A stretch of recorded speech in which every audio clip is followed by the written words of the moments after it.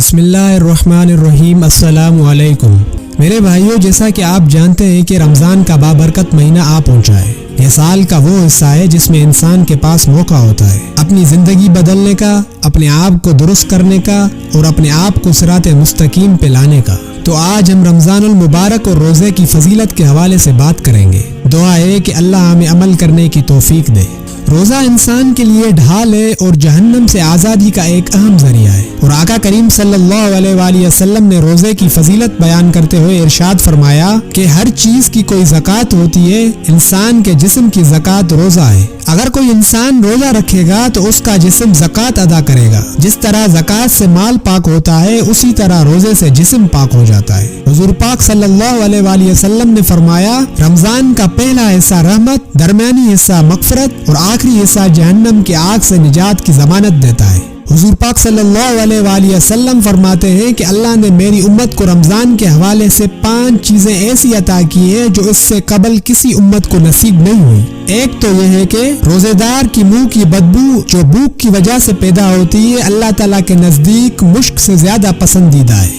دوسری بات یہ کہ ان کے لیے دریا کی مچھلیاں تک دعائے مغفرت کرتی ہیں اور افطار کے وقت تک کرتی رہتی ہیں۔ تیسرا یہ کہ جنت ہر روز ان کے لیے سجائی جاتی ہے۔ پھر حق تعالی شانہ فرماتے ہیں کہ قریب ہے کہ میرے بندے دنیا کی مشقتیں اپنے اوپر سے پھینک کر تیری طرف آئیں۔ چوتھا یہ کہ اس ماہ مبارک میں سرکش شیاطین قید کر دیے جاتے ہیں کہ وہ رمضان میں ان برائیوں کی طرف نہیں پہنچ سکتے جن کی طرف غیر رمضان میں پہنچ سکتے تھے۔ یوں رمضان میں شیاطین قید ہونے کی بنا پر روزے داروں کو گناہوں پر نہیں ابھار سکتے، لیکن انسان کا نفس گناہ کرانے میں شیاطین سے کم نہیں ہے، اور گناہوں کا چسکا بھی گناہوں کی پٹڑی پر چلاتا رہتا ہے، تاہم پھر بھی گناہوں کی کمی اور عبادت کی کثرت کا ہر شخص مشاہدہ کرتا ہے۔ پانچواں یہ کہ رمضان کی آخری رات میں روزے داروں کے لیے مغفرت کی جاتی ہے۔ صحابہ رضی اللہ تعالیٰ عنہ نے عرض کیا کہ کیا یہ شب مغفرت شب قدر ہے؟ فرمایا نہیں، بلکہ دستور یہ ہے کہ مزدور کو کام ختم ہونے کے وقت مزدوری دی جاتی ہے۔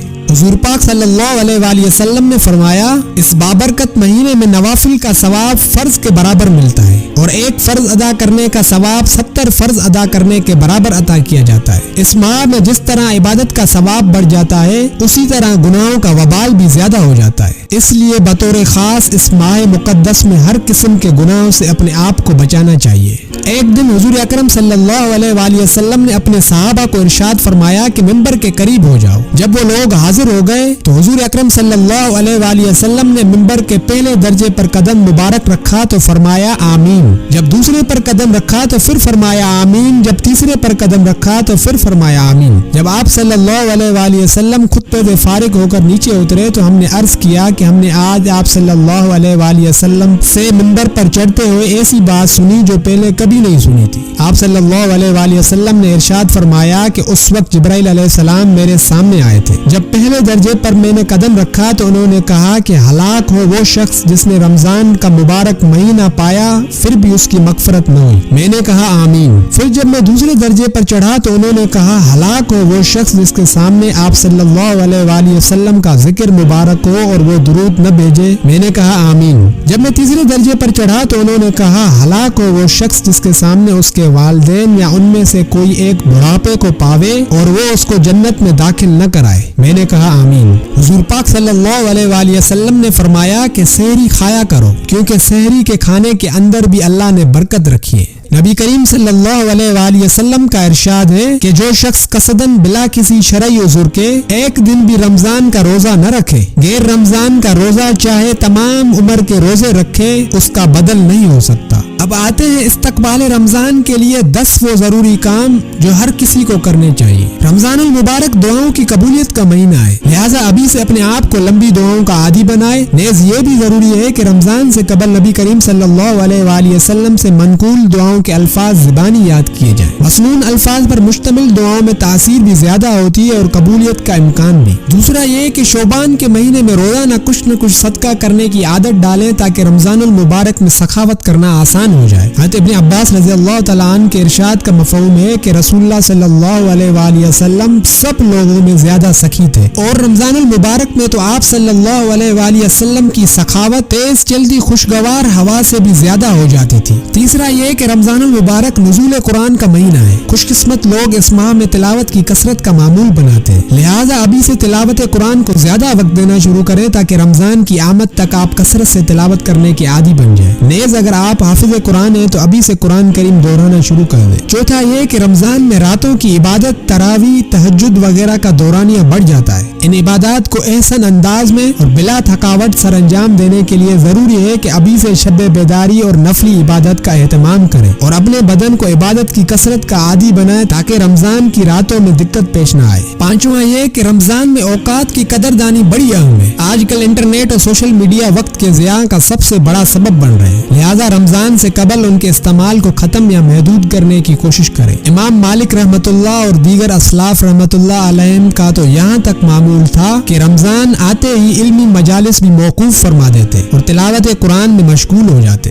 چھٹا یہ کہ ٹی وی خرافات کا مجموعہ ہے، لہذا رمضان کی آمد سے قبل ان سے جان چھڑانے کی کوشش کریں۔ ٹی وی پر رمضان نشریات کے نام اور اکثر پروگرام غیر شرعی اور مخلوط ہیں۔ ایک آدھ دینی پروگرام درست بھی ہو تو اسے بنیاد بنا کر ٹی وی کے سامنے وقت ضائع کرنا ہوش مندی نہیں، کیونکہ دینی پروگرامز کے دوران اشتہارات میں موسیقی اور نامحرم عورتیں رمضان کی روحانیت ختم کرنے کے لیے کافی ہیں۔ ساتواں یہ کہ آمد رمضان سے قبل فرائض و واجبات کی ادائیگی کا اہتمام کریں۔ اگر ذمے میں قضا نمازیں یا روزے ہوں تو ادائیگی کی ترتیب بنائیں۔ سابقہ زندگی کی تمام لغزشوں پر سچی توبہ کریں، دل کو گناہ اور برے خیالات سے پاک کریں۔ آنکھ، کان، زبان، ہاتھ، پاؤں اور دل و دماغ غرض جسم کے کسی بھی حصے سے صادر ہونے والے گناہوں پر پکی توبہ کریں تاکہ آپ گناہوں سے پاک ہو کر رمضان المبارک کا استقبال کریں۔ آٹھواں یہ کہ روزہ، تراویح، صدقۃ الفطر، زکوٰۃ، اعتکاف اور دیگر احکامات ابھی سے سیکھیں اور سکھائیں۔ نواں یہ کہ اپنے نفس کو ابھی سے تقوی کا پابند بنائیں، کیونکہ رمضان المبارک تقوی کی عملی تربیت گاہ ہے اور اللہ رب العزت نے رمضان المبارک میں روزوں کی فرضیت کا عام مقصد تقوی اور پرہیزگاری کا حصول بتایا ہے۔ دسواں یہ کہ رمضان عبادت کا مہینہ ہے، شاپنگ اور خریداری کا نہیں۔ نیز رمضان میں رش اور مہنگائی کی وجہ سے وقت اور پیسے کا ضیاع ہوتا ہے، لہذا رمضان کی آمد سے قبل شعبان میں ہی عید کی شاپنگ مکمل کر لیں اور اہل خانہ کو بھی یہ بات سمجھائیں۔ حق تو یہ ہے کہ اس رمضان کو اس طرح گزاریں کہ اس میں ایک گناہ بھی سرزد نہ ہو۔ اپنے ہاتھ، پیر، زبان، آنکھ، کان، دماغ سب کو گناہ سے بچائیں۔ اس مہینے میں آنکھ غلط جگہ نہ دیکھے، زبان سے غلط بات نہ نکلے، کان کوئی گناہ کی بات نہ سنے۔ یہ ارادہ ہوگا تو روزے کی حقیقت حاصل ہوگی، ورنہ بڑا عجیب معاملہ ہے کہ روزہ رکھ کر کھانا پینا چھوڑ دیا جو پہلے سے حلال تھا، لیکن جھوٹ بولنا، غیبت کرنا، کسی کی دل آزاری کرنا، لڑائی جھگڑا کرنا، گالم گلوٹ کرنا، دھوکہ دہی کرنا، بددیانتی کرنا، یہ سب وہ چیزیں ہیں جو پہلے ہی حرام تھی۔ یہ حرام کام کرتے جا رہے ہیں، یعنی حلال کام تو چھوڑ دیے اور حرام کام نہیں چھوڑے، پھر اس روزے میں روحانیت اور برکت کہاں سے آئے گی؟ آخری بات یہ ہے کہ رمضان آخرت کی کمائی کا مہینہ ہے، اس میں خوب زیادہ عبادت کریں۔